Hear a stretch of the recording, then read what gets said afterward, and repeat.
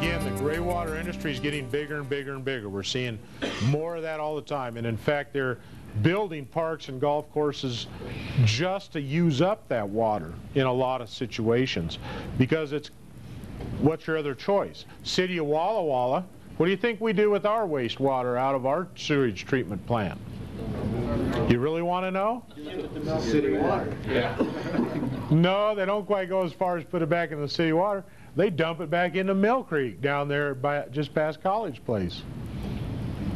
Yeah, you want to go fishing down there, other side of College Place on Mill Creek or the Walla Walla River now? Well, it's treated.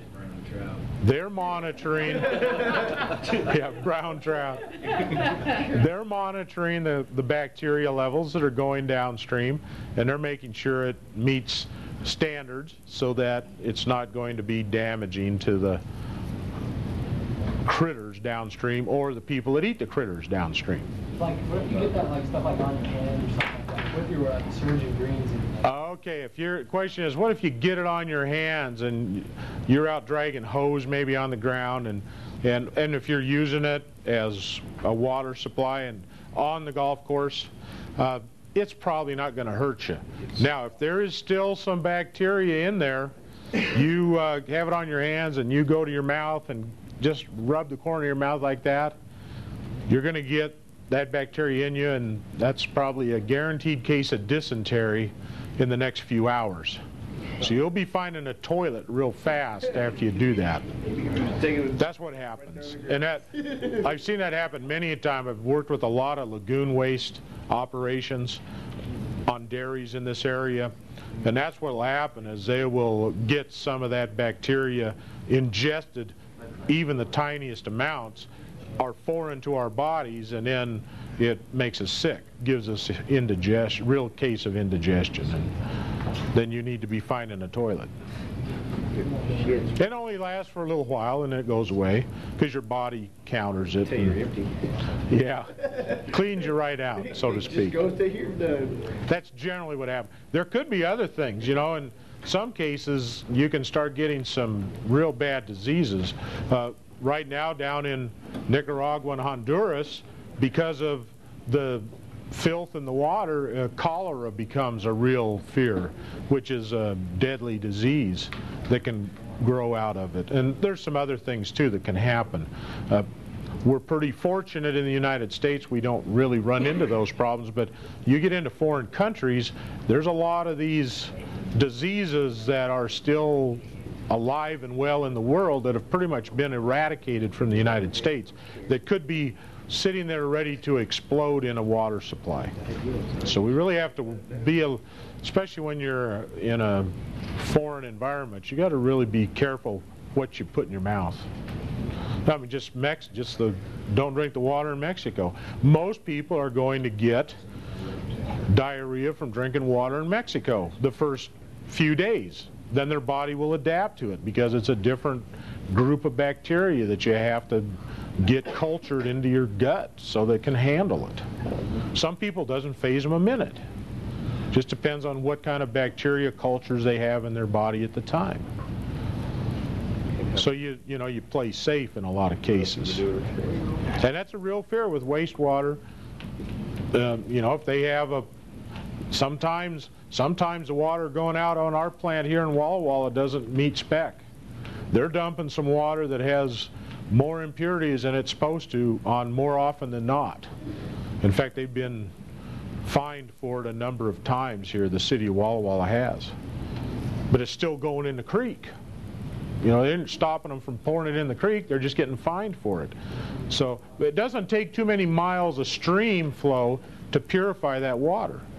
After a couple of miles of rapid stream flow, the oxidation and the aeration in the water will break those down, and the good bacteria will eat the bad bacteria, and it'll purify itself. So it doesn't take too much stream flow to clean up water.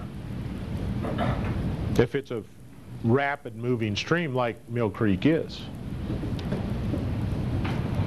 You know, they say if the cow pees in the stream, you can drink it 2 miles down.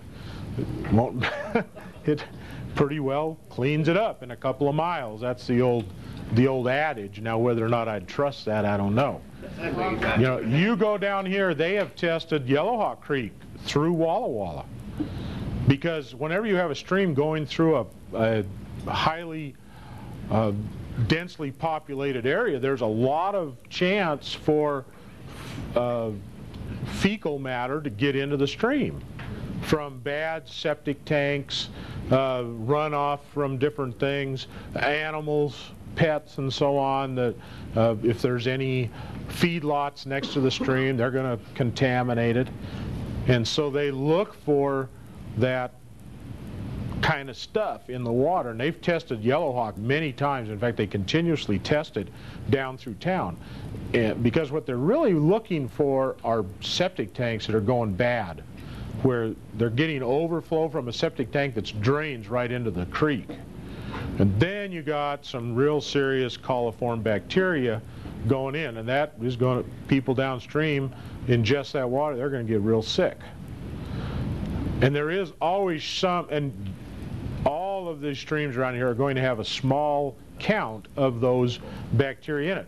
But you know, if you ingest a little bit of it, it's not going to kill you. It's not even going to make you sick. But if you ingest too much, then it'll make you sick.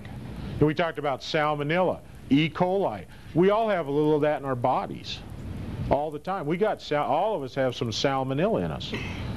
And every time we eat certain foods, we're going to ingest a small amount of salmonella. It's just that if that product has a whole bunch of salmonella, then we're going to get really sick from it. A little tiny bit, our body just kills it as it comes in, or counters it and passes it through. It's not going to necessarily damage us at all. Yeah. Same with E. coli. Well, okay, say the human waste, will the water still filter it out with rapids? Yes, absolutely. The question was, will the rapids still filter the water even if it's human waste?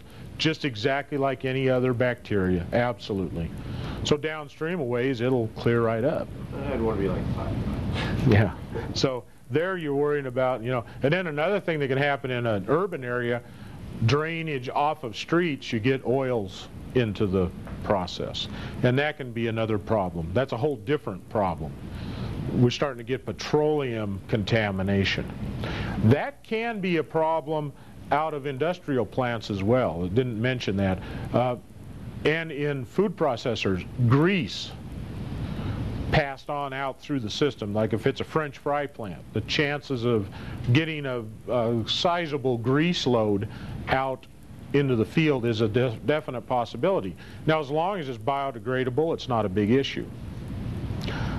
And all greases are biodegradable. It just takes some a whole lot longer. When we're talking about biodegradable, mainly we're talking about vegetable and animal fats are very readily biodegradable. Petroleum, different story. It will eventually break down, but it takes a long time. So we sure want to make sure we're not getting any petroleum contaminants as well out on the ground.